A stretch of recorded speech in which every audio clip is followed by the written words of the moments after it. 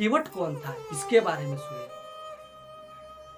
केवट वो था जब भगवान विष्णु की पत्नी लक्ष्मी जब भगवान की चरण कमलों की सेवा कर रही थी, तब वहाँ वो केवट कछुआ बना था और वो भगवान विष्णु के चरण छूने के लिए बेर बेर आ रहा था और लक्ष्मी जी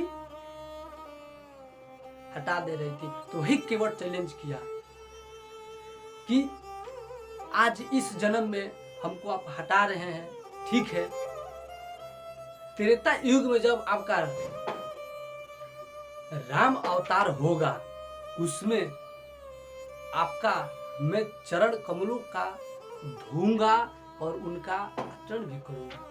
और चैलेंज देके चला गया। वही केवट इस राम लक्ष्मण सीता माता को पार कराया था।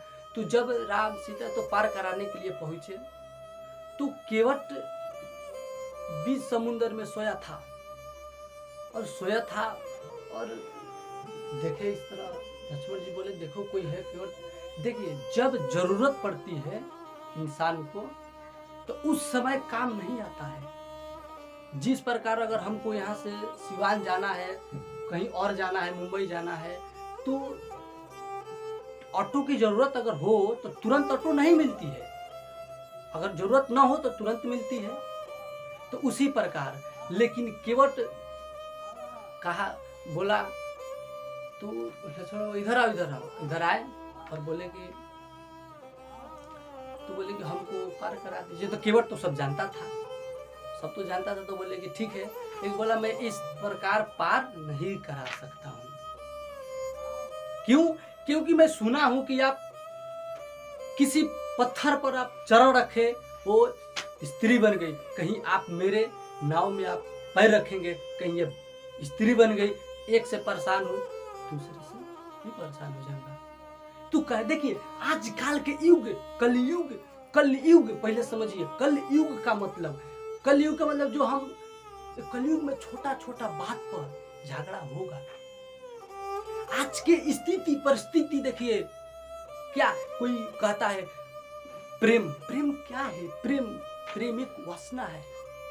प्रेम ठाकुर जी से ही हो सकता है और इस संसार में प्रेम नहीं हो सकता है, क्योंकि आत्मा का स्वरूप है भगवान से प्रेम कईल और शरीर का स्वरूप है उसको आदमी देखते हैं गलत उपयोग करके। स्वार्थ की दुनिया, आजाद रिश्ता उसी से बनाया जाता है जिसकी जरूरत हो, जरूरत खत्म रिश्ता खत्म। शादी हुआ 5 साल के बाद पति पत्नी तलाक, इसका जिम्मेदार कौन है? ये समाज नहीं है। ये समाज बोलता है आप ऐसे करो वैसे करो। यही समाज थी जो राम और सीता को अलग की थी और यही समाज इस समय पूछती है। इस समाज को आप क्या कह सकते हैं? कुछ नहीं। कितने आए थे टीचर, अरे इस भौतिकीय जगत की डिग्री आप 23 साल हासिल किए, 24 साल पढ़े, क्या इतने किताब पढ़े, बायोलॉजी पढ़े, मैथ पढ़े, साइंस पढ़े, क्या आपका कभी डिप्रेशन दूर हुआ? नहीं हुआ।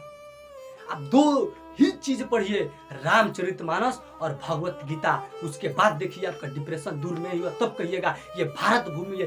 भारत भूमि किसका है? व्हाट इज द भारत भूमि? भारत का अर्थ क्या होता है? भारत का अर्थ होता है प्रकाश, ज्ञान का जहाँ प्रकाश हो उसे भारत कहा जाता है। कुछ भारतीय कहते हैं मैं भारतीय हूँ बहुत गर्व से, अच्छी बात है, कहो भारतीय हो, अच्छी बात। भारत के गुण क्या है? मैं देखता हूँ कि आज की स्थिति, मेरा आपका लड़का कहाँ पढ़ रहा है? अरे मेरा लड़का अंग्रेजी स्कूल में पढ़ रहा है, सीना चौड़ा हो जाएगा। लेकिन आज के कोई भी नहीं चाहता है कि मेरा बच्चा गुरुकुल में पढ़े। अरे गुरुकुल की शिक्षा विश्व में कहीं भी जाए वो हार के नहीं आ सकता है।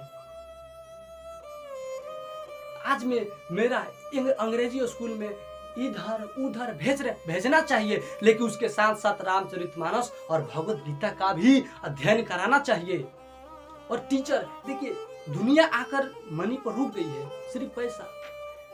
Money is the high fee, money is the not high fee. बहुत आदमी कहते हैं पैसा ही सब कुछ है। मैं माना पैसा ही सब कुछ है, पर लेकिन पैसा से तो ज्ञान नहीं खरीद सकते हैं, पैसा से कभी सुख नहीं खरीद सकते हैं, पैसा से कभी शांति नहीं खरीद सकते हैं, पैसा से कभी भगवान का प्रेम नहीं खरीद सकते हैं। लेकिन इस दुनिया में अधिकतम बच्चा किसमें आप भौतिकी जगत की शिक्षाएं डिग्रियां हासिल करा रहे हैं, अच्छी बातें कराना चाहिए, लेकिन भारत भूमि ये संतों देश, संतों साधु संतों का देश है, जहाँ रामचरितमानस का उत्पन्न हुआ, ऋषि मुनियों का उत्पन्न हुआ, उसे भारत देश कहा जाता है। जड़ भरत के नाम से भारत देश पड़ा, और आप कहते हो भारत में ये करो वो करो ये करो।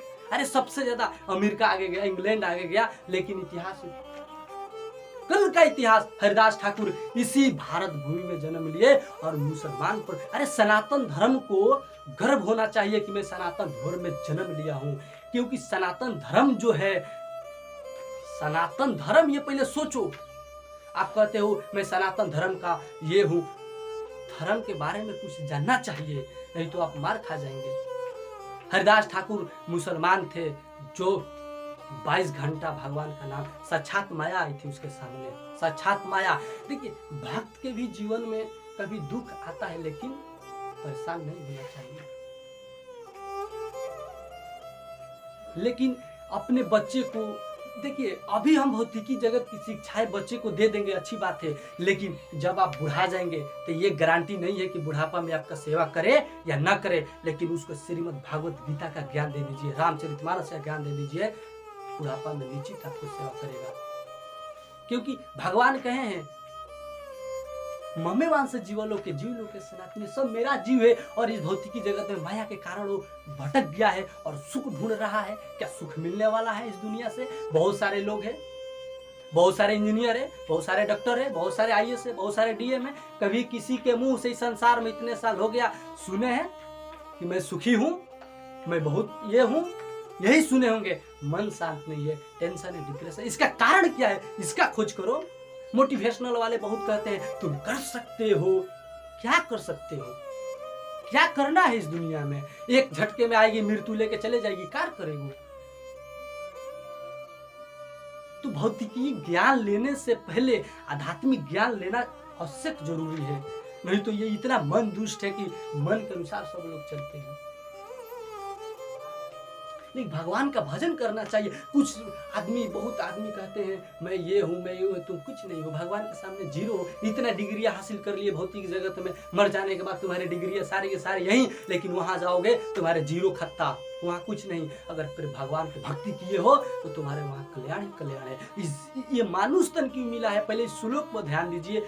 बड़े भाग मनुष्य तन पावा, सूर दुर्लभ मुनि संतन गावा। इस श्लोक पर ध्यान दीजिए, बड़े भाग से ये मानुष तन मिला है।